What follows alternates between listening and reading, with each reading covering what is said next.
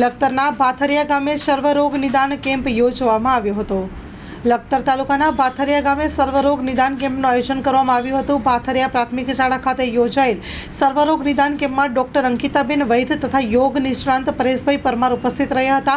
કેમ્પનું આયોજન સરકારી આયુર્વેદિક દવાખાના તરફથી કરવામાં આવ્યું હતું। તમામ તપાસ તથા દવા મફત આપવામાં આવી હતી। યોજાયેલ કેમ્પમાં ચામડીના રોગ, પગ અને સાંધાના દુખાવા, ડાયાબિટીસ તથા બીપી જેવા રોગો, એલર્જીના રોગો, ગેસ એસિડિટી જેવી તકલીફો, તમામ પ્રકારની આરોગ્યને લગતી નાની મોટી તકલીફોની સેવા કરી હતી અને દવા મફતમાં આપવામાં આવી હતી। તપાસ હાથ ધરવામાં આવી હતી।